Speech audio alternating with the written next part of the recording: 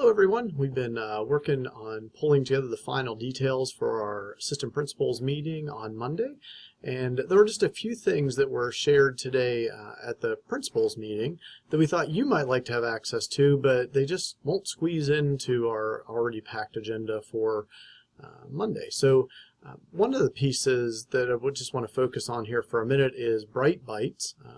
Many of you had already had access to this data and some of you had not. So if you got an email from me today on Friday that said you've been invited to join the Bytes community, that just meant that you hadn't already been signed up.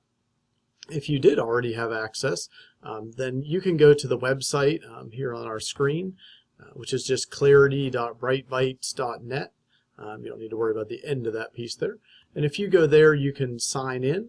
If you have any trouble with that, let us know. Some of you may have logged in before, and if you forgot your password, there is a reset my password. Some of you may not have ever logged in before, and so we might need to do some behind the scenes work to get you situated there.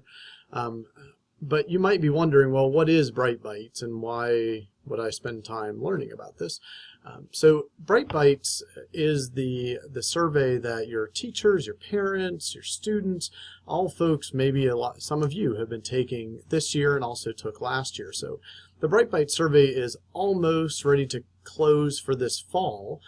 So the data that we're looking at here is last year's data. And I believe just coming up maybe December 5th, if I remember what Ross Freebull shared today, that December 5th, the current data will close, and so then you'll get all new data. So I'll check on that date for you, but soon you'll be seeing some comparison data so you can see where we were last year and where we are this year. Certainly the one-to-one rollout will impact this to a great degree, but there's a lot of pieces in here that you might find useful, both in terms of professional development for yourself and your staff, and just how are we doing with technology and really integrating it into the core of what we do. So I'm just going to take you real quickly through this. This is just my login, should look the same as yours. Right now we are looking at all the schools, so that 1081, that's all the different pieces.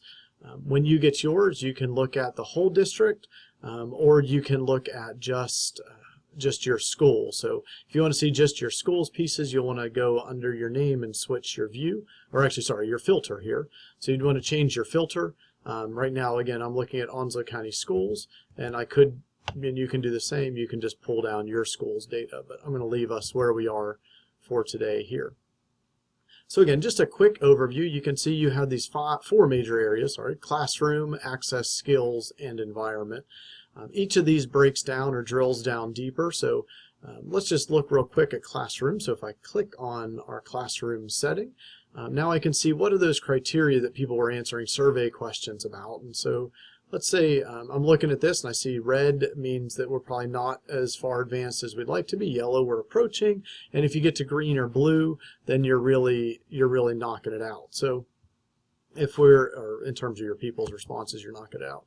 But then we can drill down even further and say, well, what does that mean what does assessment mean? So what we're looking at there are questions about teacher frequency use of digital and online assessments, their use of assessment tools, and then teacher frequency and their topical software use. So each one of these things we can go into and take a look at, well, what was that question like? How did people respond to it?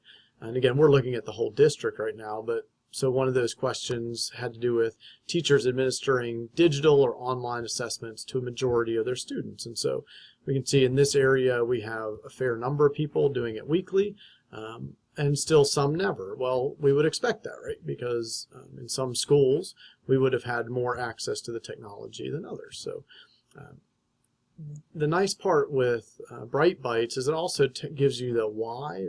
So why do we encourage online tests? Maybe we think about benchmarks, but there's a lot of other ways to assess online. And then Bytes always gives you kind of a big snapshot overview there with the data highlight. Personally, what I like, let me go back a screen here. When we were on this page about the overviews of underneath classroom, each one of these areas, if we say, as a district, we're not doing really well with the teacher use of the 4 C's. Well, we can drill that down, right, and we can see what all those pieces are. Oops. But we can also go over here to the insight. And the insight is the teaching tool, right? So, well, what can we do to be better? Interestingly, Bytes organizes these as quick wins, the things that we could do maybe Monday morning. Make a change, let's do something different. Big ideas, game changers, if we're going to really make a big change, these are the kind of things you might want to look at. And then what are our cutting edge people doing? What are our innovators doing out there? So you can look at those. You can also send a question asking other folks what they're doing.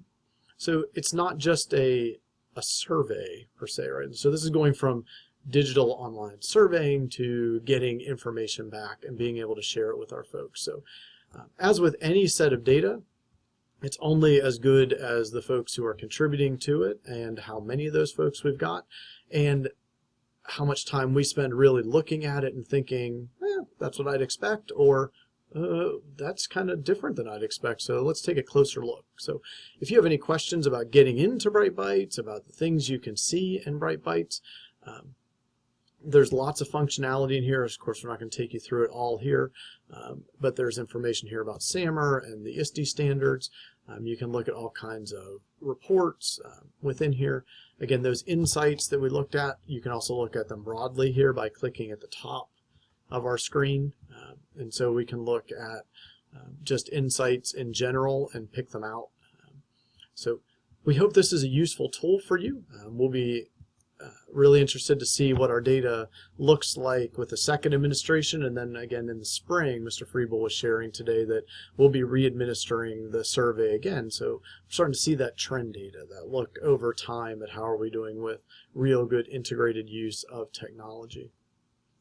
So that was really the one thing that, or one of the big pieces that was shared at the principals meeting today that we wanted to make sure that, or I wanted to make sure that you had a chance to see. So I'm going to post that link in Edmodo. If this is brand new to you, some of you may have been thinking, well, what is this email I'm getting? So hopefully that didn't catch you too off guard. We hope you have a great weekend this weekend, and we look forward to seeing you Monday afternoon, and we will see you then. Our pieces are put together in Edmodo, so as you're getting ready for the weekend, if you want to check there, I believe you'll find in the folders a folder for that's labeled, let's see, October, there we go, October K-12 Principals for AP meeting. We'll be adding a few other things in there. We'll get our agenda in there, and we will get rolling from there. So again, we hope you have a great weekend. Really enjoy this time.